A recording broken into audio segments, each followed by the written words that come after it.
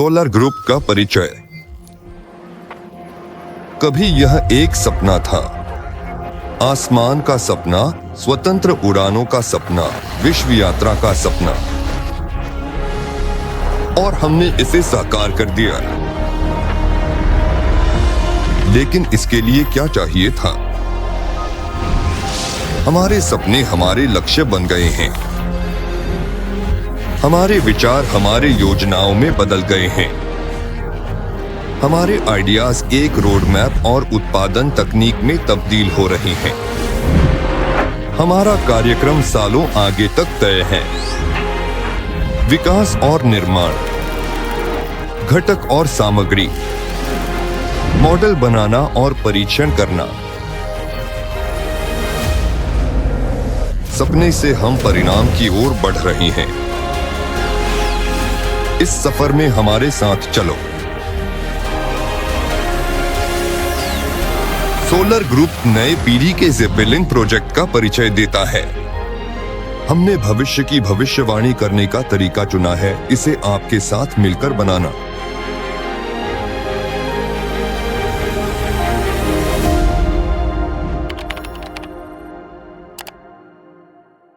दोस्तों, आप सभी का स्वागत है। आप एक बार फिर नई पीढ़ी के एयरशिप प्रोजेक्ट में हैं और हमेशा की तरह आपके साथ हैं गेननादी बाबानिन, आपके मार्गदर्शक जो आपको एयरशिप तकनीकों की दुनिया में ले चलेंगे। आज हम नई पीढ़ी के एयरशिप प्रोजेक्ट की एक और प्रस्तुति करेंगे। शुरू करने से पहले कृपया अपनी प्रतिक्रिया दें। आपको वीडियो और ऑडियो कैसा दिख रहा है? क्या सभी जगह प्रसारण सही चल रहा है? कुछ लिखें, प्लस माइनस, कोई भी पहचानने योग्य संकेत दें ताकि हम शुरू कर सकें। तो आज हमारे पास सब कुछ काफ़ी सामान्य है।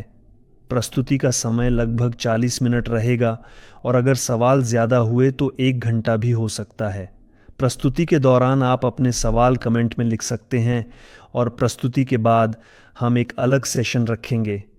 मैं आपके सवालों के जवाब देने के लिए समय निकालूंगा और कमेंट्स में लिखते रहें। हमें अपनी समग्र और विस्तृत प्रतिक्रिया दें। आप वास्तव में क्या उम्मीद कर रहे हैं, क्या कमी महसूस हो रही है? हम आपकी मूल्यवान सिफारिशों के अनुसार आगे बढ़ने की पूरी कोशिश करेंगे। तो ऐसा लगता है कि सब कुछ सही से काम कर रहा है, इसलिए चलिए शुरू करते हैं। आज हम ये भी चर्चा करेंगे कि इस बड़े और महत्वपूर्ण प्रोजेक्ट, इस कहानी का हिस्सा कैसे बने जो अभी भी बन रही है, इसलिए हमारे साथ अंत तक बने रहें। उम्मीद है कि आपको ये बहुत दिलचस्प लगेगा। हम ये समझेंगे कि इस महत्वपूर्ण प्रोजेक्ट के तहत हम वास्तव में क्या बना रहे हैं, इसके प्रमुख उद्देश्य क्या क्या हैं, कौन कौन सी प्रतिष्ठित कंपनियां इस बड़े प्रोजेक्ट में सक्रिय रूप से भाग ले रही हैं और इस पूरे प्रोजेक्ट की निर्धारित अवधि के दौरान कितनी महत्वपूर्ण फंडिंग सफलतापूर्वक जुटाने की योजना है। हम रोड मैप पर विस्तार से चर्चा करेंगे। मैं आपको यह भी बताऊंगा कि निवेशक इस व्यवसाय से वास्तव में कैसे अच्छी कमाई कर सकते हैं और निश्चित रूप से मैं आपको यह भी महत्वपूर्ण जानकारी दूंगा कि हमारे पास एक बहुत ही खास पार्टनरशिप प्रोग्राम है। मैं इसकी शानदार संभावनाओं के बारे में स्पष्ट रूप से बताऊंगा और यह भी बताऊंगा कि इसे कैसे सफलतापूर्वक जोड़ा जा सकता है। तो क्या आप पूरी तरह से तैयार हैं? तो चलिए अब हम शुरू करते हैं। दोस्तों, नई पीढ़ी के एयरशिप प्रोजेक्ट हमारे लिए एक सचमुच क्रांतिकारी विचार है। यह अब काफ़ी स्पष्ट है, वर्षों से अच्छी तरह परखा हुआ है। हमारे लिए यह कदम दर कदम पूरी तरह से समझ में आता है और हमारे इस महत्वपूर्ण प्रोजेक्ट के तहत इसे सफलतापूर्वक लागू किया जाएगा और हकीकत में बदला जाएगा। हम ऐसे नवोन्मेषी और अत्याधुनिक हवाई यान बना रहे हैं जो हवा से हल्के हैं और जो विभिन्न क्षेत्रों में सबसे जटिल तथा चुनौतीपूर्ण कार्यों को सफलतापूर्वक करने में सक्षम हैं। इसमें भारी माल ढुलाई से लेकर घने जंगलों की गहन निगरानी, महत्वपूर्ण वैज्ञानिक मिशन, किसी भी आवश्यक उपकरण की आपूर्ति को दूर दराज के क्षेत्रों और दुर्गम इलाकों तक सुरक्षित रूप से पहुंचाना शामिल है और अंत में, मुझे नहीं पता, बचाव अभियानों में सक्रिय भागीदारी, रोमांचक पर्यटन और यहाँ तक कि अंतरिक्ष के विकास और अन्वेषण में भी महत्वपूर्ण योगदान देना शामिल है। इस विशाल परियोजना को साकार करने के लिए वास्तव में एक मजबूत, सर्वश्रेष्ठ टीम इकट्ठा की गई है जो रूस में मिल सकती थी। सचमुच असली पेशेवर। इसमें इंजीनियर, तकनीकी विज्ञान के उम्मीदवार, अकादमिक, डिज़ाइनर, डेवलपर, ऐसे लोग शामिल हैं जिनके पास वायुवहन के क्षेत्र में बड़ा और समृद्ध अनुभव है। और सबसे महत्वपूर्ण बात, ये वे लोग हैं जो डिरिजेबल निर्माण की सोच के प्रति जुनूनी हैं और एक ही लक्ष्य से जुड़े हुए हैं, डिरिजेबल्स को फिर से आसमान में लौटाना और उन्हें हमारी वायु परिवहन प्रणाली का अभिन्न हिस्सा बनाना, वह भी बहुत ही निकट भविष्य में।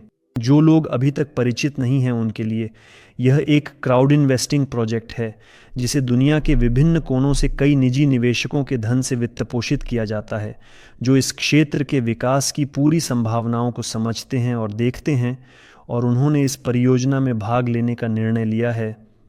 इसमें निवेश करके इसे अपने रुपये, डॉलर या मुझे नहीं पता, केवल इस महत्वपूर्ण जानकारी के साथ समर्थन देकर कि ऐसा कोई प्रोजेक्ट वास्तव में मौजूद है, और इन सब के अलावा इस विशाल निर्माणाधीन व्यवसाय के सहमालिक भी बन जाते हैं जिसे हम आपके साथ मिलकर अभी बना रहे हैं। फंडिंग की शुरुआत अगस्त 2024 में हुई थी। ठीक उसी समय प्री स्टार्ट चरण की आधिकारिक घोषणा की गई थी। आधिकारिक रूप से परियोजना का पहला चरण 4 मार्च 2025 को शुरू हुआ। आइए अब हम अगली स्लाइड पर चलते हैं। साइताम 3 से 5 साल की संभावनाएं। यहाँ मैं विस्तार से बताऊंगा कि हम जुटाई गई निवेश राशि से वास्तव में क्या बनाना चाहते हैं, और यह भी समझाऊंगा कि पूरे प्रोजेक्ट की संरचना कैसी होगी। सबसे पहले मैं ये स्पष्ट करना चाहता हूँ कि हमारा लक्ष्य सिर्फ एक एयरशिप बनाना और उसे महंगे दाम में बेचना नहीं है। बात इससे कहीं ज़्यादा बड़ी और व्यापक है। हम एक पूरी इंडस्ट्री बना रहे हैं। हम एक संपूर्ण इकोसिस्टम तैयार कर रहे हैं जिसमें वे सभी मुख्य कड़ियाँ शामिल होंगी जो स्थायी और बड़े पैमाने पर विकास के लिए आवश्यक हैं। आने वाले वर्षों में नई पीढ़ी के एयरशिप परियोजना के तहत हम एक पूर्ण विकसित डिज़ाइन ब्यूरो स्थापित करने की योजना बना रहे हैं। ये कंपनी की इंजीनियरिंग सोच का एक प्रकार का केंद्र दिल होगा। यहीं पर एयरशिप के नए मॉडल तैयार होंगे, आधुनिक तकनीकों को लागू किया जाएगा और संरचनात्मक समाधान विकसित किए जाएंगे। जैसा कि मैंने कहा, हमारी टीम पहले से ही है और वह गठित हो चुकी है। इसमें रूस के प्रमुख विशेषज्ञ शामिल हैं, डिरिजेबल क्षेत्र के तकनीकी विज्ञान के उम्मीदवार, इंजीनियर और प्रोफेसर जिनके पास वर्षों का व्यापक अनुभव है। आगे चलकर हम अपनी खुद की उत्पादन इकाई स्थापित करेंगे। हम प्रमुख घटकों के निर्माण के लिए उत्पादन क्षेत्र का निर्माण करने या कुछ चरणों में किराए पर लेने की योजना बना रहे हैं, जैसे कि खोल, गोंडोला, बैलोनेट और अन्य आवश्यक तत्व जो डिरिजेबल के निर्माण में उपयोग होते हैं। कुछ महत्वपूर्ण उत्पादन प्रक्रियाएं सीधे एरोग्राड में केंद्रित होंगी, जो कंपनी का भविष्य का प्रमुख औद्योगिक परीक्षण क्लस्टर है। यह एक प्रकार का रणनीतिक और महत्वपूर्ण कदम है जो हमें पूर्ण स्वतंत्रता और तकनीकी स्थिरता प्रदान करेगा ताकि कंपनी का योजनाबद्ध और सुचारू विकास सुनिश्चित किया जा सके। एरोग्राड एक अनूठी और विशेष जगह है। यह एक ऐसा विशाल परिसर है जिसमें विभिन्न श्रेणियों के एयरशिप्स की असेंबली और मेंटेनेंस के लिए विशाल हैंगर, एक अत्याधुनिक फ्लाइट टेस्टिंग कॉम्प्लेक्स शामिल है जहां सभी भविष्य की एयरशिप मॉडलों के तकनीकी, ग्राउंड और फ्लाइट टेस्ट सावधानीपूर्वक किए जाएंगे। साथ ही एक व्यापक प्रशिक्षण केंद्र भी स्थापित किया जाएगा। यह रूस में एयरशिप पायलटों और पूरे तकनीकी स्टाफ के प्रशिक्षण के लिए पहला पूर्ण विकसित और महत्वपूर्ण स्थान होगा। यहाँ हम एक तरह से निश्चित रूप से अग्रणी होंगे क्योंकि आज की तारीख में पूरे देश में ऐसे कोई भी विशेष केंद्र मौजूद नहीं है और हमारे सामने यह एक बड़ी चुनौती है कि हम ऐसा एक अत्याधुनिक प्रशिक्षण केंद्र बनाएं। एक बार फिर मैं यह स्पष्ट कर दूं, हम केवल साधारण एयरशिप्स नहीं बना रहे हैं। हम वास्तव में एक पूरी तरह से नई और व्यापक इंफ्रास्ट्रक्चर तैयार कर रहे हैं जो आने वाले नए वायु परिवहन युग के लिए एक मजबूत संस्कृति और एक ठोस आधार तैयार करेगी। सभी प्रमुख दिशाओं को एक मुख्य मूल कंपनी एरोनोवा के तहत एकीकृत किया गया है। इसी कंपनी में परियोजना के प्रतिभागी निवेश करते हैं और इसी के हिस्से और भविष्य में शेयर वे इस परियोजना में भागीदारी के बदले प्राप्त करते हैं। एरोनोवा कंपनी ही इस नई इंडस्ट्री का केंद्र होगी जो न केवल एयरशिप्स बनाएगी बल्कि अन्य संभावनाशील क्षेत्रों को भी विकसित करेगी जिन पर कंपनी के दायरे में काम किया जाएगा।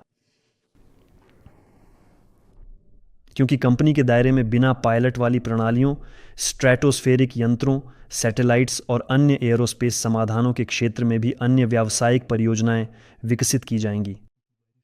इन महत्वपूर्ण परियोजनाओं में से कुछ पर पहले से ही सक्रिय रूप से काम चल रहा है।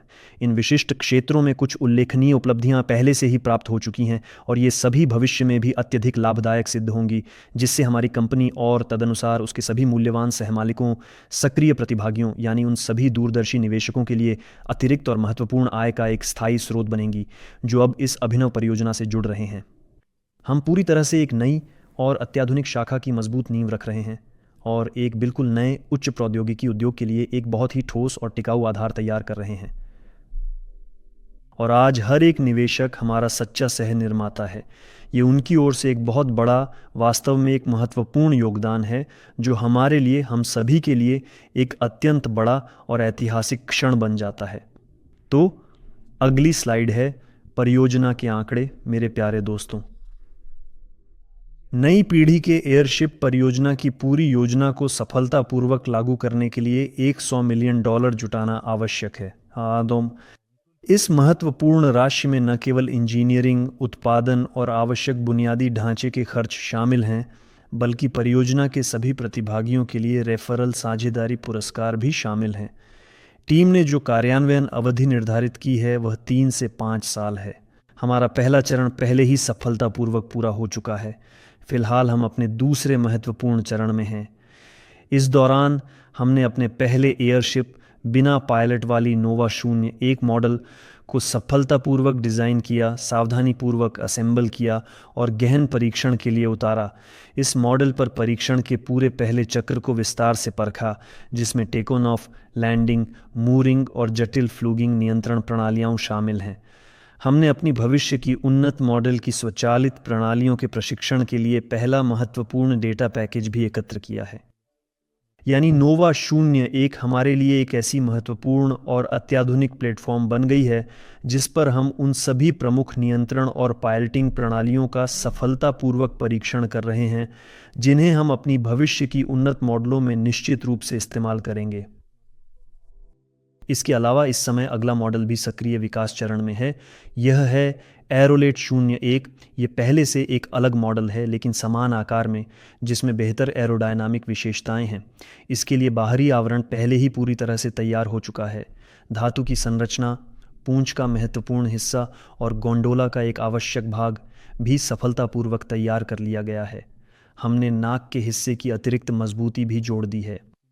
अब निकट भविष्य में हमें पावर लाइनों को सावधानीपूर्वक बिछाना होगा, जिनसे बिजली सुचारू रूप से और निरंतर प्रवाहित होगी। बैटरियों को सुरक्षित रूप से जोड़ना होगा। कंप्यूटर, वायु संपीड़न प्रणाली और दबाव रिलीज वाल्व को विधिवत स्थापित करने होंगे। कुल मिलाकर ये सब छोटी छोटी लेकिन बहुत सारी महत्वपूर्ण और जटिल काम हैं। हमें यह सब जल्द ही और अत्यंत कुशलता से पूरा करना है। फिर गैस भरने के अगले महत्वपूर्ण चरण पर जाना है और हमारे नए यंत्र की पहली उड़ान परीक्षणों की ओर तेजी से और सफलतापूर्वक बढ़ना है। नियत सभी आवश्यक चरणों को सफलतापूर्वक पूरा करने और मुख्य व्यावसायिक दिशाओं की शुरुआत के बाद कंपनी की अपेक्षित पूंजीकरण कम से कम $1 मिलियन होगी।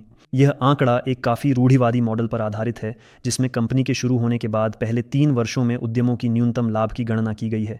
ये मॉडल विशेष रूप से प्रारंभिक चरण की चुनौतियों और बाजार की अनिश्चितताओं को ध्यान में रखता है, जिससे एक सुरक्षित और यथार्थवादी अनुमान प्रस्तुत होता है।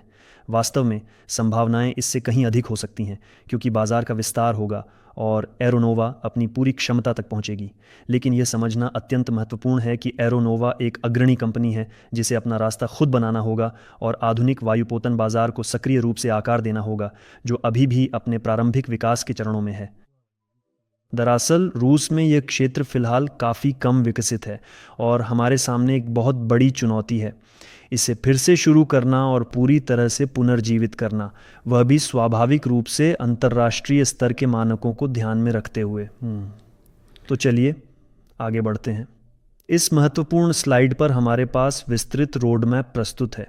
आइए अब विस्तार से बात करते हैं कि यह परियोजना वास्तव में कैसे लागू की जाएगी, किन किन प्रमुख चरणों में इसे पूरा किया जाएगा। मैं ये स्पष्ट करना चाहता हूँ, यहाँ बात निवेश के वित्तीय चरणों की नहीं हो रही है, बल्कि विकास के व्यावहारिक चरणों की है। हमारे रोड मैप के उन कदमों की जिन्हें 11 मुख्य चरणों में विभाजित किया गया है। पहला चरण लॉन्च है। हम इसे पहले ही शुरू कर चुके हैं और पूरा भी कर चुके हैं। मुख्य मूल कंपनी, एरोनोवा की स्थापना हो चुकी है। एक प्रमुख विशेषज्ञों की टीम इकट्ठा की गई है और काम कर रही है, जो आज पहले से ही कई प्रकार के डिरिजेबल्स एयरशिप्स का डिज़ाइन तैयार कर रही है। नोवा 01 ये पहले से ही सफलतापूर्वक बनाया गया और पूरी तरह से परीक्षण किया गया एक उन्नत यंत्र है। इसका पहला परीक्षण चरण सफलतापूर्वक पूरा हो चुका है। ये एक बिना पायलट के चलने वाला विशाल डिरिजेबल है जिसकी भार वहन क्षमता लगभग 20 किलोग्राम है। इसकी कुल लंबाई 17 मीटर है और गैस आवरण की मात्रा 130 घन मीटर है। साथ ही रोड मैप के पहले चरण में और भी बड़े तथा अधिक सक्षम मॉडलों के डिज़ाइन पर भी काम किया जा रहा है।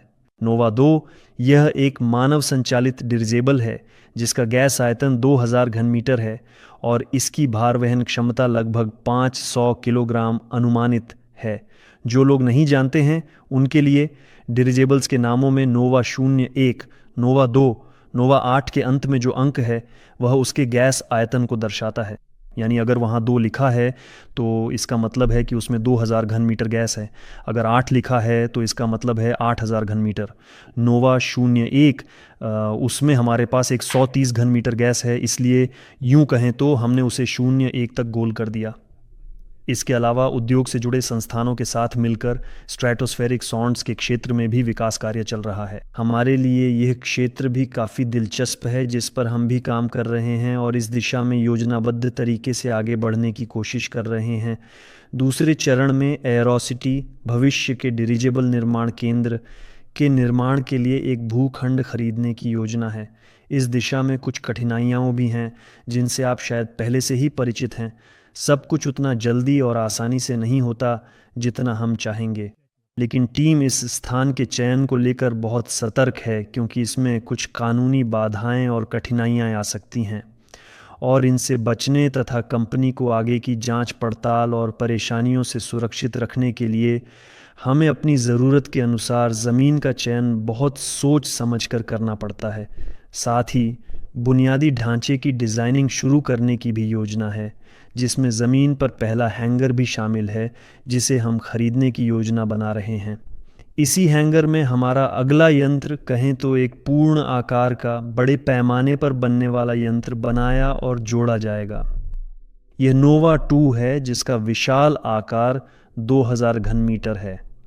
नोवा 2 पहला महत्वपूर्ण यंत्र होगा और यह एक तरह की उड़ने वाली प्रयोगशाला भी होगी जिसके आधार पर 3 मुख्य दिशाओं पर गहनता से काम किया जाएगा।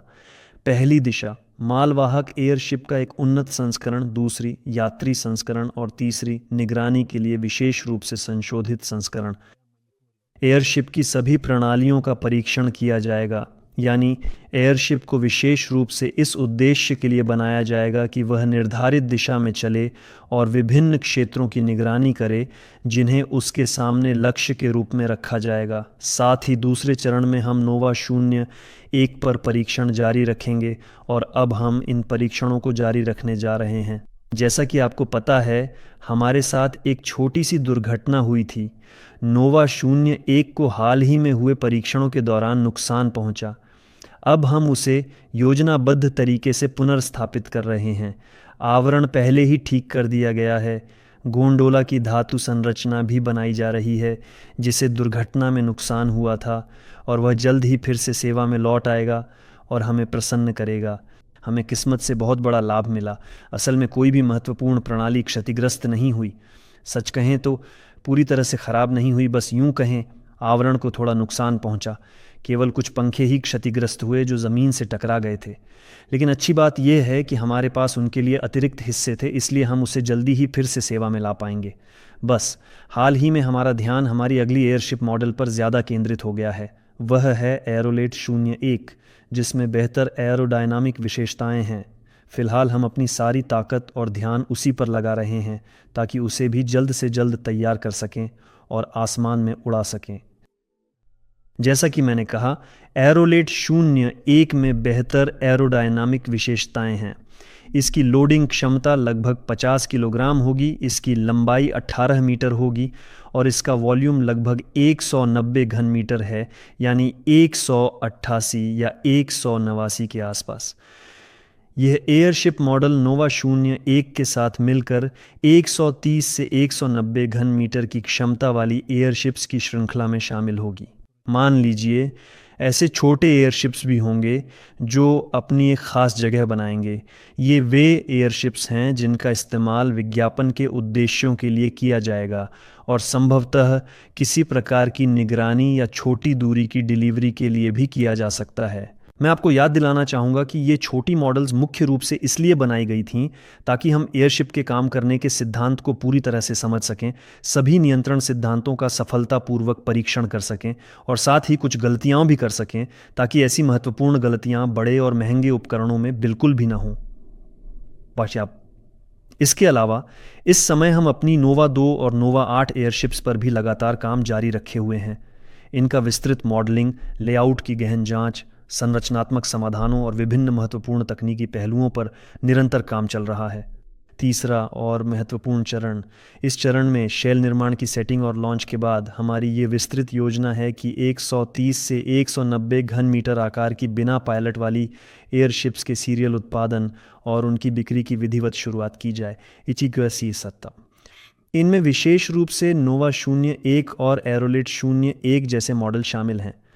याद दिला दूं कि नोवा 01 हमारे अगले और अधिक उन्नत उपकरण नोवा 2 की एक सटीक स्केल मॉडल थी और भविष्य की सीरियल मॉडल्स में संरचनात्मक विशेषताएं निश्चित रूप से अलग होंगी। वहां अधिक इंजन होंगे, अन्य प्रकार की पंखुड़ियाँ इस्तेमाल की जाएंगी। ये मॉडल और भी अधिक प्रभावी, और भी अधिक फुर्तीले, और भी अधिक आर्थिक रूप से लाभकारी होंगे क्योंकि नोवा 01 को हमने विशेष रूप से नोवा 2 एयरशिप के स्केल मॉडल के रूप में डिज़ाइन किया था, यह समझने के लिए कि वह वास्तविक जीवन में कैसे व्यवहार करेगा, यानी यह एक गतिशील और यथार्थवादी प्रतिकृति है। वहाँ आकारों का सावधानीपूर्वक पालन किया गया था, यहाँ तक कि पंखुड़ियों से ज़मीन तक की सटीक दूरी भी, ताकि नोवा 2 एयरशिप के वास्तविक कामकाज की अधिकतम और प्रभावी नकल की जा सके। इसी तरह तीसरे चरण में हमारे पास पहले वाणिज्यिक स्ट्रेटोस्फेरिक जांचों का सफल प्रक्षेपण होगा। जैसा कि मैंने पहले भी कहा, इस महत्वपूर्ण दिशा में भी हम औद्योगिक संस्थानों और प्रमुख भागीदारों के साथ मिलकर सक्रिय रूप से काम कर रहे हैं। कुछ समय पहले हम किर्जत शहर गए थे, जहां हमने एक और जांच का प्रक्षेपण किया और विभिन्न ऊंचाइयों पर इस यंत्र की नियंत्रण प्रणाली का परीक्षण किया। यानी कुछ विशेष तकनीकों और प्रणालियों की मदद से हमने यह लक्ष्य रखा था कि इस जांच को विभिन्न ऊंचाइयों पर नियंत्रित किया जाए ताकि वह विभिन्न वायुमंडलीय धाराओं में प्रवेश कर सके और उन दिशाओं में जा सके जो हमारे लिए लाभकारी हैं। साथ ही नोवा 2 एयरशिप का निर्माण कार्य भी लगातार जारी है और यह आगे भी चलता रहेगा। तीसरे चरण में इसके पहले महत्वपूर्ण ज़मीनी परीक्षण किए जाने की योजना है। एक और बहुत ही महत्वपूर्ण बात यह है कि पायलटों और तकनीकी स्टाफ के प्रशिक्षण के लिए एक विशेष प्रशिक्षण केंद्र की सक्रिय रूप से स्थापना शुरू करने की भी योजना है, क्योंकि मैं याद दिला दूं, रूस में ऐसे केंद्र अभी तक मौजूद नहीं हैं या अब नहीं हैं। यह प्रक्रिया तेज़ नहीं है, लेकिन काफ़ी महत्वपूर्ण और अनिवार्य है और हमें इसे पूरा करना ही होगा। हमने पहले ही उस व्यक्ति के साथ एक प्रारंभिक समझौता कर लिया है जो इस दिशा में हमारी मदद करेगा और ठीक तीसरे चरण में हम इस मुद्दे पर और गहराई से काम करेंगे, क्योंकि फ़िलहाल कुछ और अधिक महत्वपूर्ण और तात्कालिक मुद्दे हैं जिन पर हमारा पूरा ध्यान केंद्रित है। चौथा और अंतिम महत्वपूर्ण चरण, आखिरकार हमारा मुख्य लक्ष्य नोवा 2 को सफलतापूर्वक हवा में उड़ाने और उसके प्रारंभिक रैखिक उड़ान परीक्षणों की ओर आगे बढ़ने की योजना है। साथ ही अब एक दूसरी ओर बड़ी हैंगर का निर्माण शुरू करने की भी महत्वपूर्ण योजना है, जो विशेष रूप से नोवा 8 नामक एक और भी विशाल एयरशिप मॉडल के लिए होगा, जिसकी क्षमता पहले से कहीं अधिक यानी 8000 घन मीटर से भी अधिक होगी। इसी चरण में नोवा 8 का प्रत्यक्ष उत्पादन और असेंबली भी की जाएगी। हम नोवा 35 नामक कठोर एयरशिप के अधिक सक्रिय डिज़ाइनिंग की ओर बढ़ने की योजना बना रहे हैं। हालांकि इस दिशा में काम अभी भी समानांतर रूप से चल रहा है। अगर आप हमारी खबरों को लगातार फॉलो करते हैं तो हमारे सहयोगी इसका एक विस्तृत मॉडल तैयार कर रहे हैं। नोवा 35 एयरशिप का यह मॉडल 20:1 के अनुपात में बनाया जा रहा है। इस विशाल मशीन की लंबाई लगभग 6 मीटर तक होगी। अभी हम इस प्रारंभिक मॉडल का फ्रेम सावधानीपूर्वक बना रहे हैं। इसके बाद हम इसे विशेष कपड़े से अच्छी तरह ढकेंगे और इस प्रकार हमारे पास नोवा 35 एयरशिप का 20:1 के अनुपात में एक पूर्ण और विस्तृत मॉडल तैयार हो जाएगा। मैं आपको यह याद दिला दूं कि नोवा 35 पहला कठोर प्रकार का एयरशिप है जिसे एरोनोवा नामक कंपनी बनाने जा रही है। ये हमारी मुख्य और सबसे महत्वपूर्ण लक्ष्य है जिसकी ओर हम नई पीढ़ी के एयरशिप परियोजना के तहत निरंतर अग्रसर हैं। इसी तरह चौथे चरण में हम स्ट्रैटोस्फेरिक जांचों की श्रृंखला को और अधिक विस्तार देंगे, नई मॉडिफिकेशन विकसित और तैयार करेंगे और अपने निश्चित लक्ष्यों की ओर तेज़ी से आगे बढ़ेंगे। पाँचवें चरण में हम नोवा 8 के लिए विस्तृत ज़मीनी परीक्षण करेंगे। पायलटों और तकनीशियनों का प्रशिक्षण हमारे अपने प्रशिक्षण केंद्र में जारी रहेगा जिसे हम बनाने की भी योजना बना रहे हैं। और शायद पाँचवें चरण में इतना ही है। आगे बढ़ते हैं अगली स्लाइड पर। तो छठा चरण। छठे चरण में नोवा 2 एयरशिप की विभिन्न मॉडिफिकेशनों का विकास शुरू होता है जो अलग अलग कॉन्फ़िगरेशन में होंगी और यह एक बहुत ही महत्वपूर्ण और निर्णायक कदम है। जैसा कि मैंने कहा, शुरुआती चरणों में 3 मुख्य मॉडिफिकेशनों का परीक्षण किया जाएगा। ये हैं यात्री संस्करण, मालवाहक और मॉनिटरिंग संस्करण। हम इन मॉडिफिकेशनों के गंभीर विकास की ओर बढ़ेंगे। इसी छठे चरण में नोवा 8 की उड़ान और डिज़ाइन परीक्षण भी होंगे। नोवा 35 एयरशिप का विकास शुरू होगा। इसके विभिन्न कहें तो घटकों और यूनिट्स की पहली गंभीर रूपरेखा तैयार की जाएगी और हम नोवा 35 एयरशिप के लिए एक बहुत ही विशाल और अलग हैंगर बनाने की योजना बना रहे हैं। ये हैंगर वास्तव में बहुत ही बड़ा और काफ़ी गंभीर आकार का होगा जो हमारी आवश्यकताओं के लिए एकदम उपयुक्त है। सातवें चरण में नोवा 2 एयरशिप के महत्वपूर्ण संशोधनों का उत्पादन विधिवत शुरू हो जाएगा। इसके साथ ही नोवा 8 एयरशिप के विभिन्न संशोधनों का विकास कार्य भी प्रारंभ होगा जिसमें विशेष रूप से मालवाहक संस्करण, गहन निगरानी के लिए संस्करण, आपातकालीन बचाव हेतु संस्करण और विस्तृत मॉनिटरिंग के लिए संस्करण शामिल हैं। ये सभी महत्वपूर्ण गतिविधियां 7वें चरण की मुख्य दिशाएं होंगी। तत्पश्चात 8वें चरण में नोवा 8 एयरशिप के इन सभी संशोधनों का पूर्ण पैमाने पर उत्पादन शुरू हो जाएगा। साथ ही नोवा 35 एयरशिप के लिए आवश्यक घटकों का उत्पादन भी विधिवत प्रारंभ हो जाएगा। यह भी इस प्रकार के यंत्र के सीरियल उत्पादन में एक काफ़ी महत्वपूर्ण तैयारी चरण है। 9वां चरण नोवा 2 एयरशिप के सीरियल मॉडल का वास्तविक उत्पादन है। नोवा 35 एयरशिप की उड़ान डिज़ाइन परीक्षण और विकास और 10वां महत्वपूर्ण चरण नोवा 8 का सीरियल उत्पादन, साथ ही नोवा 35 की विस्तृत प्रमाणन प्रक्रिया। अब हम नोवा 8 के बड़े पैमाने पर सीरियल उत्पादन और नोवा 35 एयरशिप के लिए सभी आवश्यक कानूनी दस्तावेज़ों की प्रमाणन, लाइसेंसिंग और अनुमोदन की दिशा में आगे बढ़ रहे हैं। यह एक महत्वपूर्ण कदम है जिसके तहत हम पहले से ही मौजूदा बाज़ार लाइनअप के सबसे बड़े और सबसे उन्नत एयरशिप के साथ बाज़ार में प्रवेश करने की तैयारी कर रहे हैं जिसे नई पीढ़ी के एयरशिप परियोजना के तहत सफलतापूर्वक लागू करने की योजना है। और 11वां अंतिम और सबसे महत्वपूर्ण चरण नोवा 35 एयरशिप के सीरियल उत्पादन की ओर सफलतापूर्वक बढ़ना। साथ ही हल्के, मध्यम और भारी भार क्षमता की विभिन्न श्रेणियों में नई मॉडलों की डिज़ाइनिंग भी शीघ्र ही शुरू हो जाती है। कंपनी निश्चित रूप से केवल छोटे आकार के एयरशिप्स पर ही नहीं रुकेगी, हालांकि मौजूदा परियोजना के तहत हमारा मुख्य और प्राथमिक फोकस इन्हीं पर ही केंद्रित रहेगा। क्योंकि मैं आपको यह याद दिलाना चाहूँगा कि नोवा 35 एयरशिप नई पीढ़ी के एयरशिप परियोजना के तहत निर्मित सबसे बड़ा एयरशिप है। लेकिन अगर हम उन पिछले विशालकाय दिग्गजों की बात करें जिन्हें पहले बनाया गया था और जिन्होंने अपनी असाधारण प्रभावशीलता दिखाई थी, तो वास्तव में यह एक अपेक्षाकृत छोटा एयरशिप है। इसलिए नोवा 35 केवल एक शुरुआत होगी, बड़े पूर्ण पैमाने के मॉडलों की ओर पहला महत्वपूर्ण कदम जो स्पष्ट रूप से बहुत विशाल मशीनें होंगी। साथ ही हम विभिन्न श्रेणियों के उड़ान यानों की भी योजना बनाएंगे और इनकी तथा बड़ी मॉडलों के निर्माण के लिए वित्त पोषण के स्रोत बाद में तय किए जाएंगे और ज़रूरी नहीं कि यह क्राउड इन्वेस्टिंग ही हो।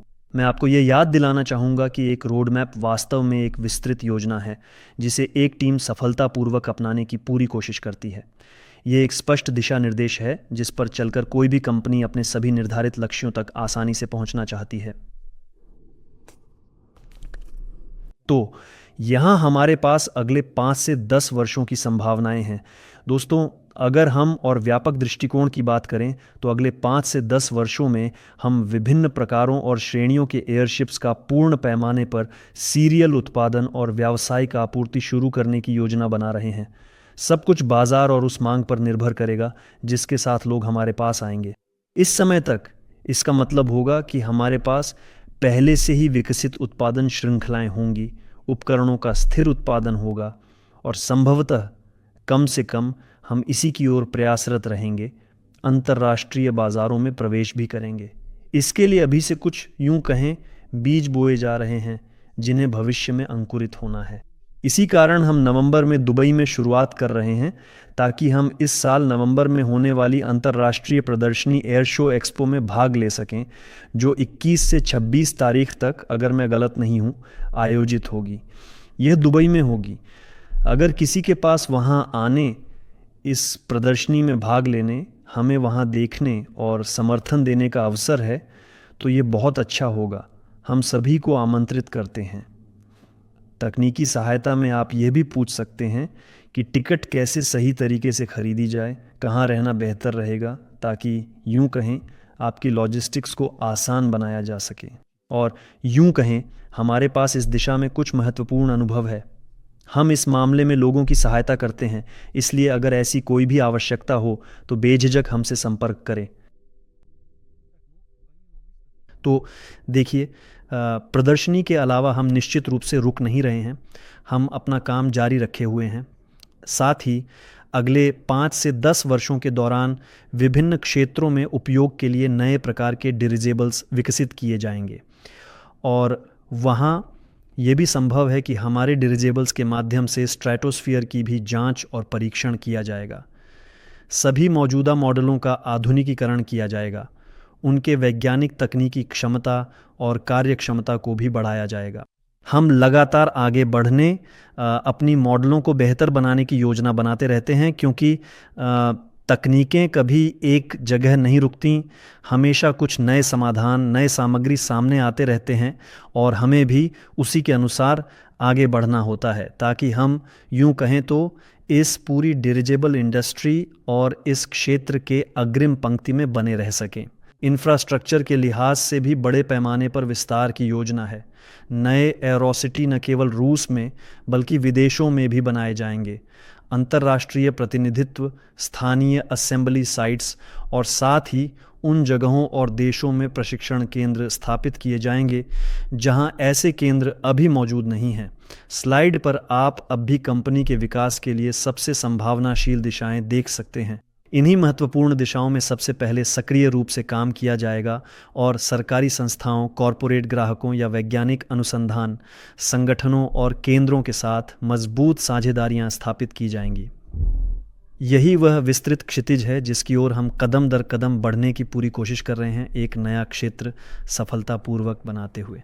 तो अगला स्लाइड, परियोजना के आंकड़े। दोस्तों, अब आइए थोड़ा और अधिक आंकड़ों और स्वयं वित्तपोषण की कुछ महत्वपूर्ण तर्क शक्ति के बारे में विस्तार से बात करें। हमारे क्राउड इन्वेस्टिंग प्रोजेक्ट के तहत निवेशकों के बीच 49 अरब निवेश हिस्सेदारी वितरित करने की योजना है। यह सोलर ग्रुप निवेश मंच के माध्यम से सफलतापूर्वक किया जाता है। निवेश राउंड, जो कुल 20 चरणों में होगा, के पूरा होने और शेयरधारीकरण शुरू होने के बाद सभी हिस्सेदारी एरोनोवा कंपनी के शेयरों में इस सरल फॉर्मूले के अनुसार बदल दी जाएंगी। 100 हिस्सेदारी बराबर 1 शेयर। और इस तरह सभी निवेशकों के पास, जो भी इसमें भाग लेंगे, एरोनोवा कंपनी के 490 मिलियन शेयर होंगे।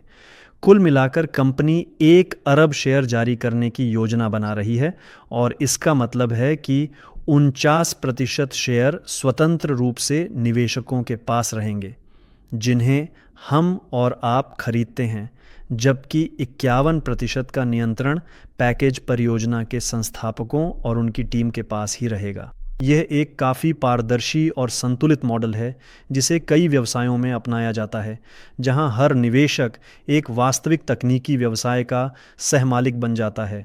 भविष्य में लाभांश पाने का अधिकार रखता है और परियोजना के योजनाबद्ध विकास के साथ साथ अपने पूंजी में वृद्धि का भी हकदार होता है। आशा है यहाँ सब कुछ स्पष्ट है। आइए आगे बढ़ते हैं। अगला स्लाइड, परियोजना को लागू करने वाली कंपनियां। इस परियोजना को कई कंपनियां लागू कर रही हैं और प्रत्येक की अपनी अपनी जिम्मेदारी की सीमा है। जैसा कि मैंने कहा, एरोनोवा यह कंपनी नई पीढ़ी के एयरशिप परियोजना के तहत विशेष रूप से इसकी क्रियान्विति के लिए बनाई गई है।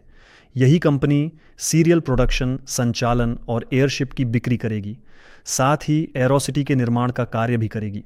कंपनी पूरे परियोजना के कार्यान्वयन से आय प्राप्त करेगी और मुनाफे को इसके सभी प्रतिभागियों के बीच वितरित करेगी। जैसा कि मैंने कहा, एरोनोवा के 51% शेयर टीम और संस्थापकों के पास होंगे जो एयरशिप्स बना रहे हैं।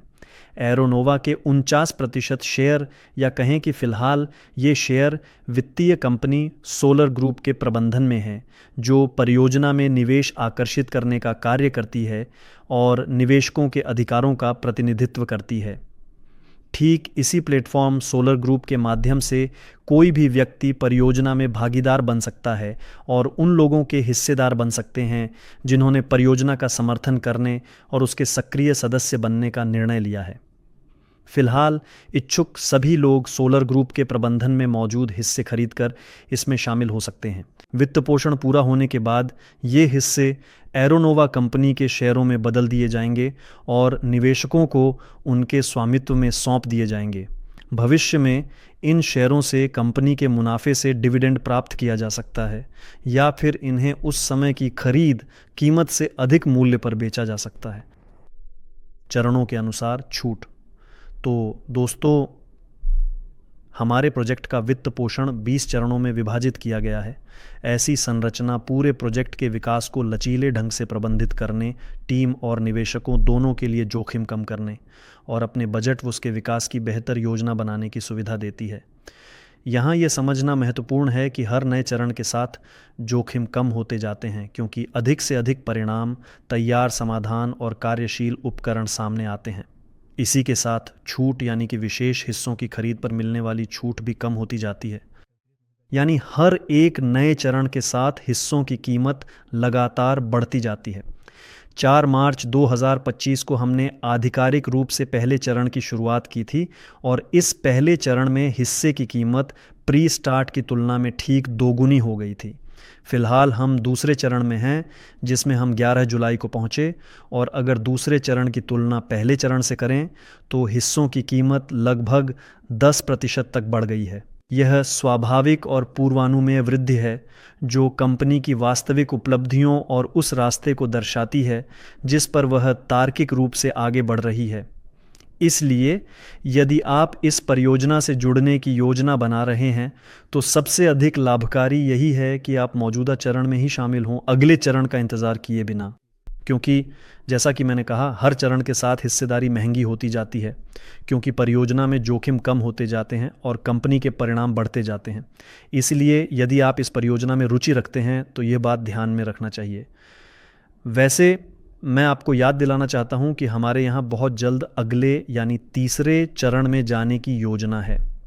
मुझे अभी तक सटीक तारीख नहीं पता है, लेकिन सब कुछ इसी ओर इशारा कर रहा है कि यह बहुत ही निकट भविष्य में होने वाला है। साथ ही मैं यह भी याद दिलाना चाहता हूं कि अगर आप अभी अभी इस महत्वपूर्ण परियोजना से परिचित हो रहे हैं, लेकिन पहले ही इसमें अपार संभावनाएं और गहरी रुचि देख रहे हैं, तो हमारे पास अभी सोलर ग्रुप कंपनी की एक विशेष प्रॉफिट पैक ऑफर चल रही है।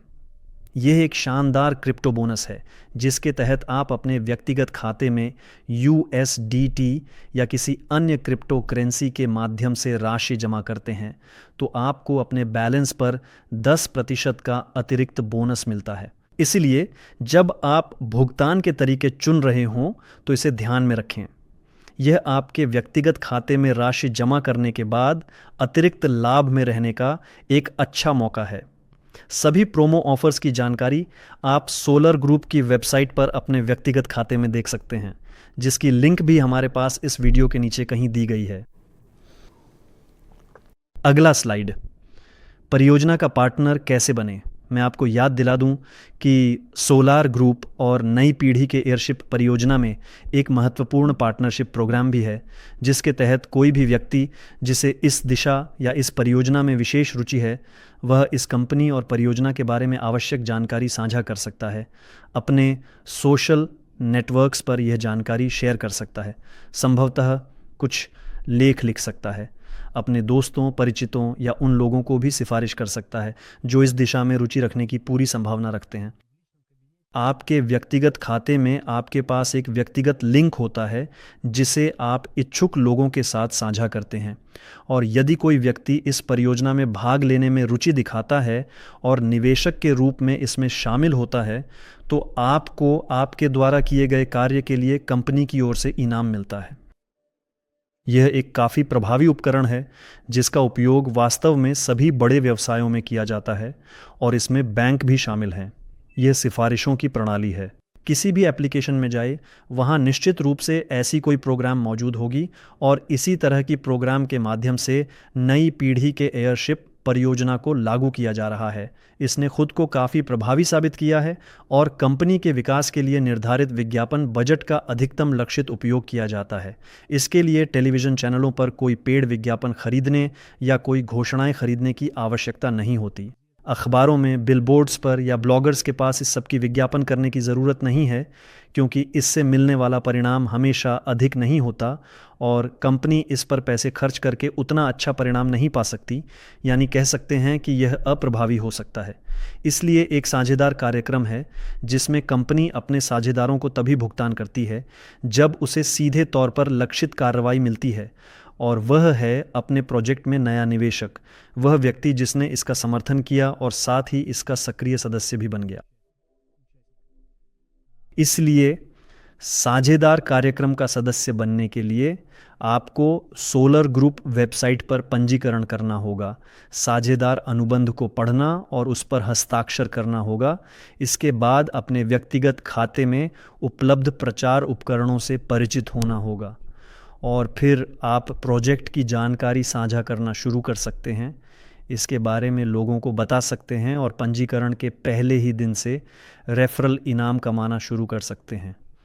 इसके लिए ज़रूरी नहीं है कि आप खुद प्रोजेक्ट के निवेशक हों। मैं बहुत सारी अनगिनत कहानियां जानता हूं जहां लोग सिर्फ इसलिए ज़बरदस्त उत्साह के साथ जुड़ गए क्योंकि उन्हें खुद प्रोजेक्ट बहुत पसंद आया था। वे इसमें भाग लेना चाहते थे, लेकिन उनके पास खुद के पास यूं कहें तो इसके लिए फंड्स नहीं थे, लेकिन इसमें भाग लेने की तीव्र इच्छा थी। इसलिए वे पार्टनरशिप प्रोग्राम में शामिल हो गए। बस लोगों को बताते थे कि यह प्रोजेक्ट है, इसके बारे में जानकारी साझा करते थे, लेख लिखते थे, सिफारिश करते थे, और पार्टनरशिप प्रोग्राम ने उन्हें कमाने का मौका दिया। इन कमाई गई पैसों का उपयोग हर कोई अपनी इच्छानुसार तय करता है। कोई उन्हें तुरंत निकाल लेता है, किसी के लिए यह उनकी मुख्य आय का एक महत्वपूर्ण स्रोत बन जाता है, कोई इन्हें नए प्रोजेक्ट में निवेश करता है जैसा कि वह पहले से ही करना चाहता था। और असल में बस इतना ही। ऊपर वाली स्लाइड पर एक QR कोड मौजूद है। आप अपने फ़ोन से उसे आसानी से स्कैन कर सकते हैं, और वह आपको सीधे प्रोजेक्ट की आधिकारिक वेबसाइट और पार्टनरशिप प्रोग्राम के विशेष सेक्शन में ले जाएगा। तो अब हम आगे बढ़ते हैं। तो दोस्तों, ये स्लाइड उन लोगों के लिए अधिक समर्पित है जो सोलर ग्रुप से पहले से ही अच्छी तरह से परिचित हैं। अगर सटीक कहें तो शायद 2017-2018 से। यदि आपने प्री स्टार्ट से पहले, यानी 7 अगस्त 2024 से पहले अपने पर्सनल अकाउंट में रजिस्ट्रेशन किया था और उस समय तक आप सोलर ग्रुप के पार्टनर भी थे, तो आपको अपना मार्केटिंग प्लान सक्रिय करना आवश्यक है। यह उन सभी लोगों के लिए है जिनके पास पहले से ही कुछ ठोस संरचनाएं, कुछ स्थापित क्लाइंट पूल या पिछले सफल प्रोजेक्ट से आमंत्रित किए गए महत्वपूर्ण लोग हैं, ताकि उन्हें अपने नए प्रोजेक्ट से भी आकर्षक रेफरल इनाम प्राप्त करने का एक शानदार अवसर मिल सके। नए प्रोजेक्ट में अपनी पार्टनरशिप लिंक को सक्रिय करने के लिए आपको कुछ बहुत ही आसान और सीधे चरणों से गुजरना होगा, जो आपको तुरंत शुरू करने में मदद करेंगे। सबसे पहले और सबसे महत्वपूर्ण, आपको नई पीढ़ी के एयरशिप नामक इस प्रोजेक्ट में कम से कम $50 की व्यक्तिगत निवेश करनी होगी, ताकि आपकी संरचना के पूरे पहले स्तर से आपका पार्टनरशिप इनाम पूरी तरह से सक्रिय हो सके, चाहे आपने किसी भी क्लाइंट या निवेशक को इस महत्वपूर्ण प्रोजेक्ट में कब भी आमंत्रित किया हो। अगर आप अपनी संरचना में उपलब्ध पूरी गहराई तक बाकी सभी स्तरों को भी पूरी तरह से सक्रिय करना चाहते हैं जो आपके पार्टनरशिप स्टेटस के अनुसार है, तो बस इतना काफ़ी है कि आपके पहले स्तर का कम से कम एक व्यक्ति भी प्रोजेक्ट में $50 का निवेश करे। सब कुछ वास्तव में काफ़ी आसान है और मेरी राय में लगभग एकदम अपने आप ही हो जाता है, लगभग बिना आपकी भागीदारी के, अगर आप खुद के $50 निवेश कर देते हैं। ध्यान दें कि अगर आपकी खुद की $50 की व्यक्तिगत निवेश नहीं है तो रेफरल इनाम को सक्रिय करना दुर्भाग्यवश संभव नहीं होगा। ये सबसे आसान शर्तें हैं, मुझे तो इसमें ध्यान देने की भी ज़रूरत नहीं लगती। खासकर अगर आप सक्रिय व्यक्ति हैं, आपके पास पिछले प्रोजेक्ट से अपनी संरचनाएं हैं और आप तो कब के भूल चुके हैं कि ऐसा कोई मार्केटिंग प्लान भी पूरा करना होता है। यह बस इसलिए किया गया है ताकि यूं कहें पहले से ही निष्क्रिय मृत आत्माओं को छांटा जा सके जो अब प्रोजेक्ट में भाग नहीं ले रहे, उसे भूल चुके हैं और उसमें लॉगिन भी नहीं करते। बस यही कारण है कि यह किया गया है। तो अब हम आगे बढ़ते हैं। अगला स्लाइड। प्रोजेक्ट में निवेश कैसे करें? दोस्तों, प्रोजेक्ट में निवेश कंपनी सोलर ग्रुप के पर्सनल कैबिनेट के माध्यम से किया जा सकता है। इसके लिए आपको निवेश सेक्शन में जाना होगा, मुख्य मेनू में नई पीढ़ी के एयरशिप टैब ढूंढना होगा या उस QR कोड पर जाना होगा जो आप अब भी अपनी स्क्रीन पर देख रहे हैं। फिर आपको अपनी पसंद का शेयर पैकेज चुनना और उसका भुगतान करना है। बस इतना ही। अपने पर्सनल कैबिनेट को रिचार्ज करें, आवश्यक शेयर पैकेज चुनें और भुगतान करें। आप चाहें तो किस्तों में भी भुगतान कर सकते हैं या एक मुश्त भी। वहाँ पैकेजों का अच्छा विकल्प उपलब्ध है और हर कोई अपने लिए उपयुक्त पैकेज चुन सकता है। बस एक बात का ध्यान रखें कि जब आप किस्तों में पैकेज चुनते हैं तो वहाँ एक भुगतान शेड्यूल होता है और वह इस तरह से बनाया गया है कि एक पैकेज में शेयरों का एक पूल होता है। सबसे बड़ा कह सकते हैं ट्रांस जो आपको मिलता है वह सबसे आखिरी कह सकते हैं महीने में मिलता है। ये इसीलिए किया गया है ताकि लोग उन जिम्मेदारियों को जो उन्होंने किसी भी पैकेज को चुनते समय ली हैं, खासकर किस्तों में, उन्हें अंत तक पूरा करने के लिए प्रेरित किया जा सके। ये इसीलिए किया गया है ताकि कंपनी अपने भविष्य के बजट का पूर्वानुमान लगा सके। वह देख सकती है कि कितने पैकेज कितनी राशि के हैं और समझ सकती है कि हर महीने लगभग इतनी राशि आएगी। इसी आधार पर आगे की योजनाएं बनाई जा सकती हैं। सामग्री की खरीद, हवाई अड्डों की खरीद, मशीनों आदि की खरीदारी और अन्य चीज़ें। इसलिए पैकेज चुनते समय सावधान रहें, अपनी क्षमताओं का आकलन करें और वास्तव में प्रोजेक्ट के बारे में अधिक जानें, उसमें रुचि लें और उसमें भाग लें अगर वह आपको आकर्षित करता है और आप उसमें संभावनाएं देखते हैं। तो मेरे ख्याल से मेरे पास इतना ही है। मैं आपके सवालों के जवाब देने के लिए तैयार हूं अगर आपके पास कोई सवाल हैं। हाँ, मैं देख रहा हूं। तो मेरा पहला सवाल ये है, डिरिजेबल्स में 1000 क्लब में वास्तव में कितनी जगहें बची हैं? अगर बची हैं, मुझे पूरा पक्का पता है कि अभी भी कुछ जगहें हैं। मैंने कई बार ये सवाल पूछा है, मुझे सटीक संख्या नहीं बताई गई है, लेकिन ये कहा गया कि अभी भी जगहें हैं और वे धीरे धीरे ख़त्म हो रही हैं, इसलिए अभी भी कुछ जगहें उपलब्ध हैं। कितनी बची हैं इसका मुझे जवाब नहीं मिला, लेकिन वे निश्चित रूप से हैं।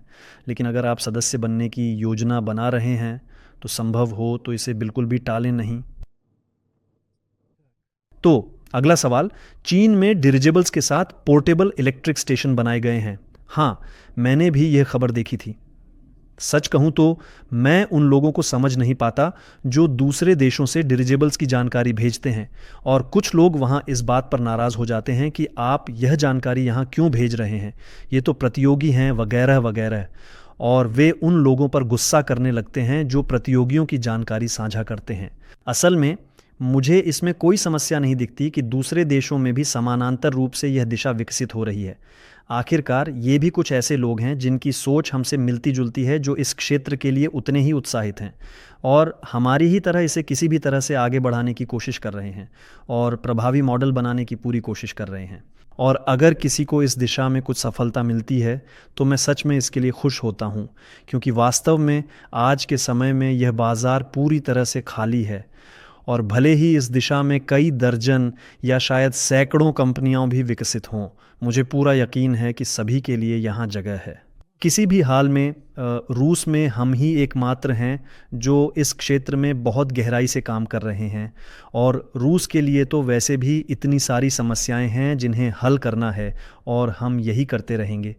अगर किसी और को भी इसमें सफलता मिलती है तो मैं केवल खुश होता हूं, क्योंकि जैसे जैसे पूरी दुनिया में एक साझा सूचना क्षेत्र बनता जा रहा है कि धीरे धीरे एयरशिप्स फिर से आ रहे हैं, लोग यह देख रहे हैं कि इस देश में भी एयरशिप्स विकसित हो रहे हैं।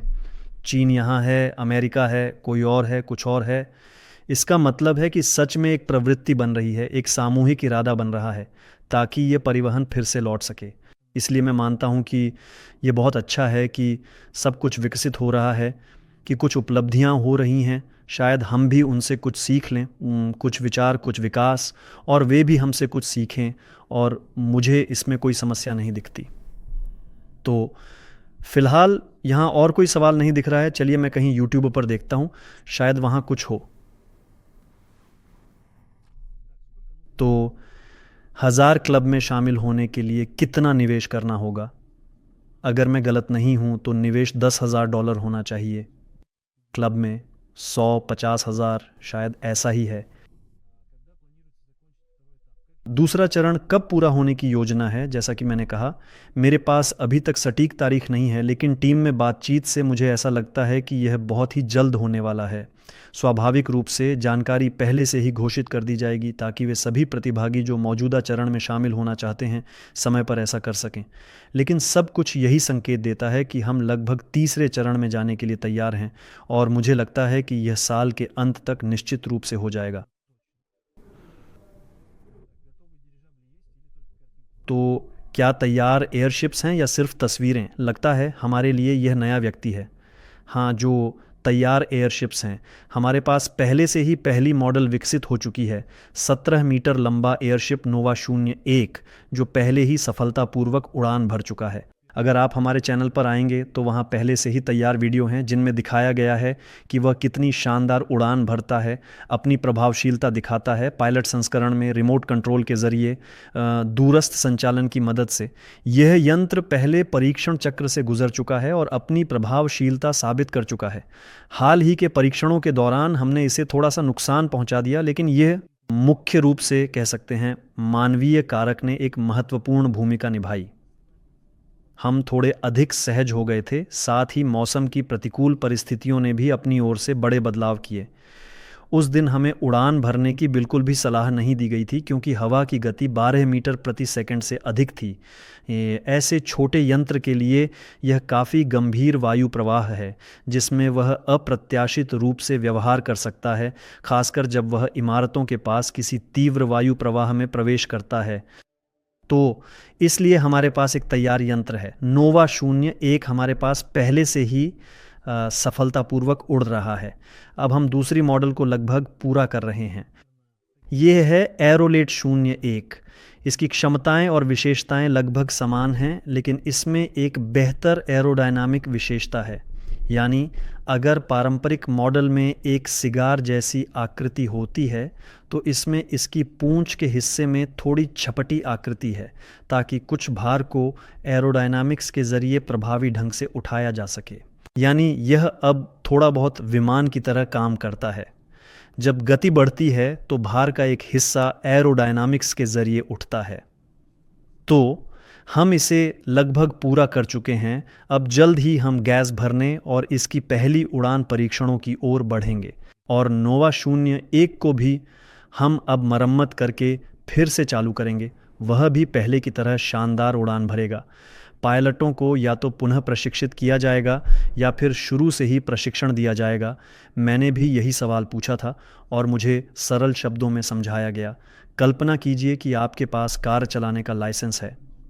कहा जा सकता है कि प्रशिक्षण केंद्र की मदद से एक अतिरिक्त श्रेणी का ड्राइविंग लाइसेंस बनाया जाएगा। बस यह विमान के लिए होगा। सटीक रूप से कहें तो केवल विमान के लिए। यानी अगर पहले से ही क्लासिक विमान, विभिन्न श्रेणियों के हेलीकॉप्टर हैं, तो अब इसमें एयरशिप भी शामिल होगा। सामान्य ड्राइविंग लाइसेंस की तरह इसमें भी एक निश्चित थ्योरी आधार होगा। आप ट्रैफिक नियम और सड़क पर व्यवहार सीखते हैं, और इसी के साथ आप अपने लिए विभिन्न अन्य श्रेणियां भी खोलते हैं। यानी उड़ान भरने के लिए भी कुछ निश्चित नियम होते हैं, लेकिन जब आप एयरशिप पर बैठते हैं तो आपको कुछ और कारकों का भी ध्यान रखना होता है। ठीक वैसे ही जैसे ट्रैफिक नियमों में।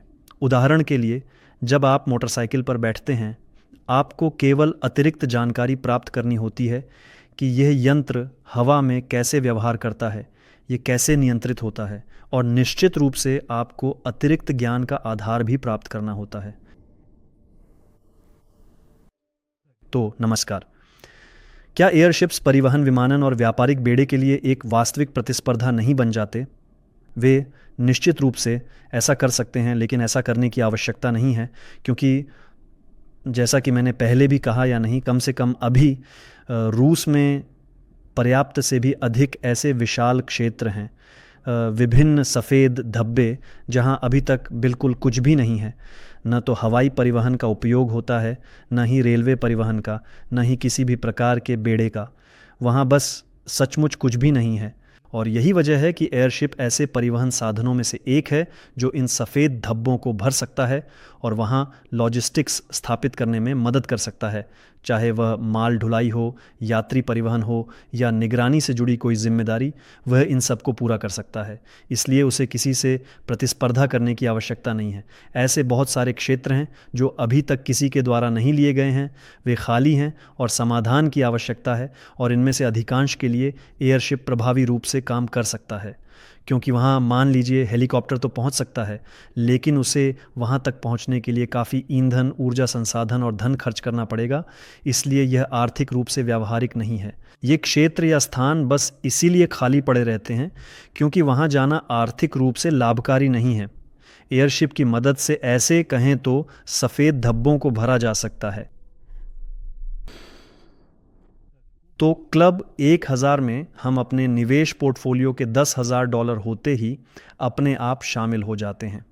हाँ, जैसे ही कुल निवेश राशि $10,000 तक पहुंचती है, व्यक्ति को अपने आप क्लब 1000 में शामिल कर लिया जाता है। अगर पैकेज के जरिए $50,000 तक पहुंच जाता है तो वह क्लब 100 में आ जाता है। बिल्कुल सही, सब कुछ अपने आप होता है। याकूतिया के प्रतिनिधियों के लिए किस आकार के एयरशिप्स जारी करने चाहिए? सच कहूं तो मैं उस कार्य बैठक में व्यक्तिगत रूप से मौजूद नहीं था, लेकिन जैसा मैंने समझा, उनके लिए कम से कम हमारा अगला उपकरण नोवा 2, जिसकी क्षमता 2000 घन मीटर है, विशेष रूप से दिलचस्प है। याद दिला दूं कि हमने एयरशिप्स की पूरी श्रृंखला अपने कुछ महत्वपूर्ण अनुमानों और इस गहरी समझ के आधार पर विकसित की है कि बाजार के लिए कौन से उपकरण सबसे अधिक आकर्षक होंगे। हम पहले भी कई बार इस स्थिति का सामना कर चुके हैं कि ग्राहक आते हैं और कहते हैं, हमें बेशक नोवा 2 चाहिए, लेकिन अगर वहाँ मान लीजिए नोवा 3 होती। इसलिए ऐसे सवाल भी आते रहते हैं, और हमारे लिए वास्तव में यह कोई मुश्किल काम नहीं है कि हम ग्राहक की ज़रूरत के अनुसार खुद को ढाल लें और उसके लिए थोड़ा बड़ा या थोड़ा छोटा एयरशिप बना दें। याकूतिया के लिए नोवा 2 पहले से ही, भले ही सिर्फ नोवा 2 ही हो, वह पहले से ही कई ऐसे कार्य कर सकता है जिन्हें अभी या तो मौजूदा परिवहन साधनों से करना संभव नहीं है या आर्थिक रूप से व्यावहारिक नहीं है। इसलिए बाजार के लिए नोवा 2 भी निश्चित रूप से आकर्षक रहेगा। क्लब 1000 के क्या फायदे हैं? तो दोस्तों देखिए, सबसे पहले वहाँ मास्को में विभिन्न प्रकार के कार्यक्रम आयोजित किए जाते हैं, जिनकी जानकारी सबसे पहले क्लब के सम्मानित सदस्यों तक पहुंचती है, औरों से भी तेज़। इसके अलावा ऐसे कुछ विशेष कार्यक्रम हैं जिनमें केवल क्लब 1000 या 100 के विशिष्ट सदस्य ही भाग ले सकते हैं। इसके अतिरिक्त हमारे सभी प्रतिभागियों के लिए कुछ आकर्षक स्मृति चिन्ह उत्पाद भी उपलब्ध कराए जाते हैं, जिन्हें हम किसी न किसी तरीके से वितरित करते हैं और अपने मूल्यवान साझेदारों के साथ साझा करते हैं। और मेरी जानकारी के अनुसार उनके लिए कुछ विशेष और आकर्षक प्रमोशनल ऑफ़र भी उपलब्ध कराए जाते हैं, जो आम निवेशकों या उन लोगों के लिए उपलब्ध नहीं हैं जो केवल इस प्रोजेक्ट में भाग ले रहे हैं। इसीलिए ये कुछ ऐसे महत्वपूर्ण फ़ायदे हैं। लगता है बस इतना ही है। हाँ, अब YouTube पर कोई सवाल नहीं है। चलिए मैं जल्दी से एक बार फिर वकॉन्टैक्टे पर लौटता हूँ। तो लगता है कि अब और कोई सवाल नहीं है। दोस्तों, जैसा कि वादा किया था, हमने 1 घंटे में सब कुछ समेट लिया। सभी का धन्यवाद जो आए, आपके सवालों के लिए भी धन्यवाद। आप मेरी भी विशेषज्ञ के रूप में वृद्धि में मदद करते हैं, मेरे ज्ञान का दायरा बढ़ाते हैं, क्योंकि मैं हर सवाल का जवाब नहीं जानता। आपकी वजह से मैं भी बेहतर बनता हूँ। इसलिए धन्यवाद कि आप आते हैं, सक्रिय रहते हैं, और कृपया अपनी प्रतिक्रियाएं देना न भूलें। हमारे वीडियो शेयर करें, ज़रूरी नहीं कि सिर्फ यही वाला। हमारे पास कई बेहतरीन वीडियो हैं जिन्हें हम आपके लिए बनाने की पूरी कोशिश करते हैं। इनमें से हाल के वीडियो तो वाकई बेहतरीन गुणवत्ता के हैं। हम बताते हैं कि एक एयरशिप किस चीज़ से बना होता है, वह कैसे काम करता है। इन वीडियो को बनाने में हमने बहुत मेहनत और समय लगाया है। इन्हें ज़रूर देखें। ये बहुत उच्च गुणवत्ता की सामग्री है जो आपको ये समझने में मदद करेगी कि एयरशिप कैसे बना है और वह किस वजह से काम करता है। और इसकी मदद से आप इस बात की जानकारी भी साझा कर सकते हैं कि हमारे जैसा एक प्रोजेक्ट मौजूद है। ये आपको ज़्यादा मेहनत किए बिना किसी व्यक्ति को ये समझाने में मदद करेगा कि यह प्रोजेक्ट क्या करता है। साथ ही एयरशिप्स के बारे में समग्र रूप से समझने में भी मदद करेगा और उन कई सवालों को दूर करेगा जो शायद उसके मन में आए। साथ ही उन रूढ़ियों या लेबल्स को भी हटाएगा जो इस विषय से जुड़े हैं। इतने समय से हम एयरशिप्स के क्षेत्र में यही काम कर रहे हैं कि हम इस दिशा को लोकप्रिय बना रहे हैं। हम चाहते हैं कि एयरशिप्स फिर से लौटें, उन तमाम मिथकों को तोड़ना चाहते हैं जो इतने समय में बन गए हैं, और हर संभव प्रयास कर रहे हैं ताकि ये हल्के से हवा वाले यंत्र फिर से लौटें, हमें लाभ पहुंचाएं, हमें खुश करें, हमारी यात्रा में मदद करें, इस दुनिया का अन्वेषण करने में सहायता करें, और हमें इस बात की खुशी दें कि वे फिर से लौट आए हैं और हमने अपनी क्षमता के अनुसार वास्तव में इस दिशा को फिर से जीवित कर दिया है। इसीलिए उन सभी का धन्यवाद जो इसमें भाग लेते हैं, जो देखते हैं। धन्यवाद कि आप आज यहाँ आए। सभी से विदा लेता हूँ, धन्यवाद देता हूँ और फिर से मिलने की आशा करता हूँ। सोलर ग्रुप का परिचय। कभी यह एक सपना था, आसमान का सपना, स्वतंत्र उड़ानों का सपना, विश्व यात्रा का सपना, और हमने इसे साकार कर दिया। लेकिन इसके लिए क्या चाहिए था? हमारे सपने हमारे लक्ष्य बन गए हैं। हमारे विचार हमारे योजनाओं में बदल गए हैं। हमारे आइडियाज एक रोड मैप और उत्पादन तकनीक में तब्दील हो रहे हैं। हमारा कार्यक्रम सालों आगे तक तय है। विकास और निर्माण, घटक और सामग्री, मॉडल बनाना और परीक्षण करना। सपने से हम परिणाम की ओर बढ़ रहे हैं। इस सफर में हमारे साथ चलो। सोलर ग्रुप नए पीढ़ी के ज़ेपेलिन प्रोजेक्ट का परिचय देता है। हमने भविष्य की भविष्यवाणी करने का तरीका चुना है, इसे आपके साथ मिलकर बनाना।